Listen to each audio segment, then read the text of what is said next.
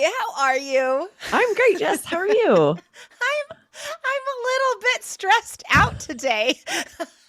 I know you are. I'm sorry. I feel bad that I don't have that solidarity, right? If everyone at work is stressed out, then okay, we're all on the same page. But if one person's like, yeah, everything, then you feel kind of bad for anybody No, who's stressed out. I don't want you to be stressed I out. know, I I don't know. want anybody to be stressed Same. out. Especially our IELTS students.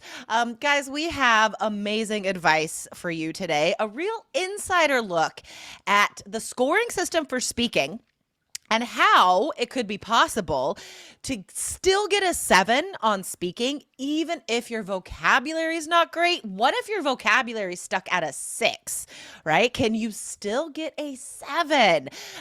So we got this question from a YouTube subscriber. I love pulling questions from our YouTube channel. Aubrey, can you read that question, please? Yes, this listener's name on YouTube anyway is Galaxy. I love that. Love it. Says, thanks a bunch, guys. I have a question. Is it possible to get overall 7.0 in speaking if a candidate's vocabulary is 6.0? And it's like you said, Jessica, it's really interesting to think about because we often say, don't stress about grammar, pull up these other three scores. But of Hmm. course, it is an average of all four scores. So it Yep. is interesting to think about if you get a 6 in vocabulary, what would you need to do to score highly enough in the other sections to still get a 7? Exactly. And yes, of course, it is possible, right? And we're going to explain exactly how that's possible today. So let's start with what would the scores be, and then we'll explain it. Okay. So what would the scores be for the student to still get a 7? So you would need, an 8 in at least one of your scores. So maybe an 8 for pronunciation, a 7 for fluency and coherence would do it. A grammar 6 and a vocabulary 6 would average to an overall 7. So you can see how, if you're scoring an 8 for fluency and coherence, then you could get a 7 for pronunciation and still hit that overall 7. Mhm. So we can talk today about what exactly you would need to do in each of these sections to get those scores. Yeah, I mean, we came up with these scores because this is the most likely scenario to Right. my mind. Like, I do think that the easiest 8 to get in all of this would be in pronunciation. You Yeah. know what I mean? So we'll get into it, guys. We'll explain. So let's start with a 7 for fluency and coherence. What does a candidate need to do to get a 7 there?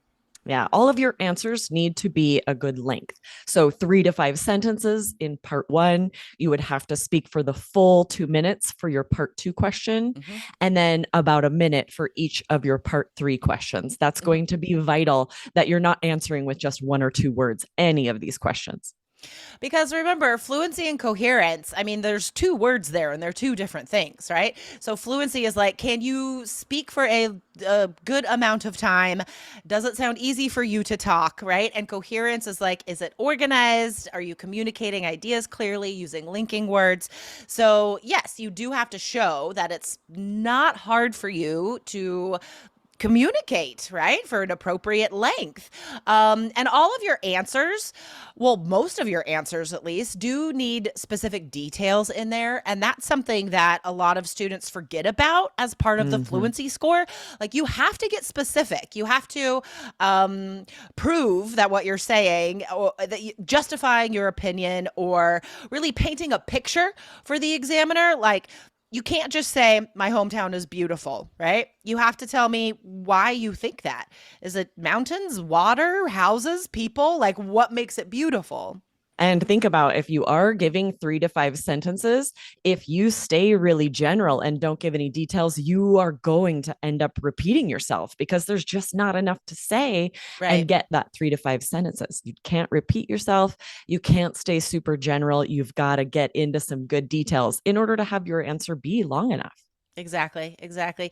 And then the hesitations and pauses, you can still get a 7 with a few hesitations and pauses and ums and uhs, but just a few, just like a couple, maybe two in the whole speaking test.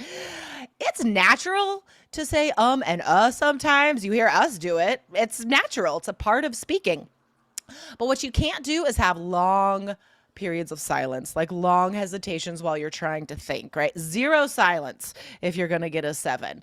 Now, as far as the coherence goes, right? What about the linking words? Yeah, you have to have a variety of linking words throughout your speaking exam, right? In part 1, 2, and 3, if your ideas are very disjointed sentences and you're not linking them together, then you can't score 7. So you have to practice this because we don't all do it that naturally when we're speaking. We Yeah. don't always use linking words and link our ideas together. We think about it a little more when we're writing, but for the IELTS exam, it's also required on the speaking test. Exactly, exactly. So all of these features that we've explained for a 7, um, you just have to do more of those to get an 8, Right. right? So it's like, for an 8, it would be like zero hesitations, almost no pauses and ums and uhs, and a wide variety of linking words, lots of specific details, you know?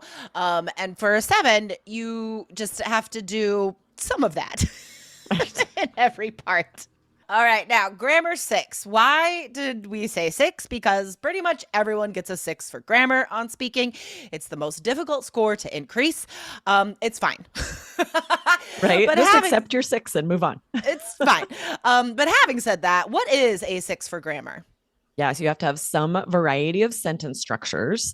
If you have well-controlled simple sentences, many perfect sentences, and then even a couple of mistakes in complex structures, you can still score a 6 for grammar. Yeah. So, you should have control over the simple sentences, right? Subject verb agreement. Many simple sentences will have no mistakes. Some compound complex structures may be well controlled, but there will also be a lot of errors in those compound complex structures, but nothing that impedes communication, right? Your grammar doesn't cause any communication issues. So that's a 6. Now, getting to this student specifically, why would the student get a 6 on vocabulary? Yeah. So if you're using a lot of easy vocabulary, some of it's sort of boring. A lot of students use it. You don't have a big range of idiomatic language and more impressive vocabulary. You're Mm-hmm. using quite a bit of repetition. You can still score a 6, right? Yeah. You're not getting 3s and 4s on vocabulary, but in order to score a 7 or higher, you're having to use more impressive vocab. Exactly, exactly. So a 6 student will be communicating clearly, like just like with the grammar, but just using simple words to communicate those messages. Now, to get a 6 for vocabulary, you still have to show a few interesting words, right? If you're only using simple words, you're going to get a 5. But if you're using a few interesting words, maybe 1 or 2 interesting adjectives or slang phrases in part 1, 1 or 2 high level words in part 3, you can get a 6 for vocab, you know, even if it's surrounded by kind of boring, simple vocabulary. Again, it's about clarity, you know, like a 6 in these categories. It's like, there's nothing very impressive, but you get the meaning across. Like, Right, that's exactly. I can what it understand is. you. You're Yeah. answering the questions. There's just nothing that's really impressing the examiner. There's nothing you're saying that they're not hearing lots of other students say as well. Totally, totally. Now, the final category. This is how you clinch that 7, guys, that overall 7.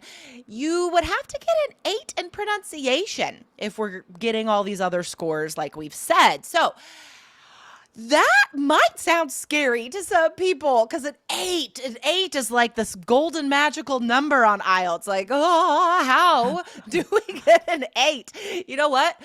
You can get an 8 for pronunciation, guys. Everyone listening here, yes, you, I'm talking to you. You can get an 8 for pronunciation. Aubrey, how can they do that? Yes, right. So you need to use appropriate stress, right? Syllable stress, word stress. And we talk about this all the time on the podcast that you can get that through mimicking, through Yep. listening to podcasts and TV shows and mimicking that native stress. You can get to where you can score an 8 for pronunciation. Totally. And then intonation. We talk Yep. about intonation all the time here because if you're speaking in a monotone, you're going to score 6 or even lower on pronunciation. But if you get that variety of intonation where Yeah. you're letting emotion show slow down and give space to words, to emphasize adjectives and interesting words to make sure the examiner understands you, and to have that closer to native up and down of the intonation we use, you can totally score an 8 on Yeah. pronunciation. For sure. You can still have some of your first language accent and get an 8, like it's in the rubric. That's possible, guys. The key here is to be so expressive. On tomorrow's episode, guys, we're going to give you some sample part 3 answers, and that would be a wonderful opportunity to start working towards that 8 in pronunciation. Make sure to tune into tomorrow's episode, guys, and when you hear our sample answers, use it as a lesson, right? Listen to our answers. Maybe listen to, like 5 seconds of an answer, pause the podcast, and repeat. Mimic how we talk. You can sound like an American and get a 9 for pronunciation. We would. Yes, absolutely. Right. But the key is practice. I've had so many students that, they have the strategies, they understand what they're supposed to do, but even in their first language, they have a tendency to be more soft spoken, maybe speak in a monotone. That's totally fine. In your day-to-day life, you can speak however you want. But if you don't practice this, it's not going to come naturally. Then just all of a sudden on test day, be like, okay, I know I'm supposed to do this, so it's just going to come out of me correctly. You have to practice beforehand in the mirror, maybe with a fake face out of a magazine. I love that idea, like a face with no expression that doesn't change like the examiner. When you said with a fake face, I was like, I thought you were talking about the candidate doing the practice. I was like, how does one... What do you mean a fake face? A fake face. But okay, so you cut a face out of a magazine and put it on the wall and then pretend that's the examiner. I love that idea. Right? It's going to be really similar to the examiner because they're likely not going to give you much emotion, much response to they can't let you know if you're doing a good job or not. So it's actually a really good idea to practice to the picture of a face that's not giving you anything. So fun. All right, guys, please leave us your IELTS question. Go to IELTS Energy TV on YouTube and put it in a comment, or share your question in a review for the show. Wherever you're listening right now, guys, we're almost done. As soon as this episode is finished, rate and review the podcast. It helps us reach more students, wonderful students like you. And remember to come back tomorrow because we will be doing sample part 3 answers about family. Awesome. See you tomorrow, Jess. Bye.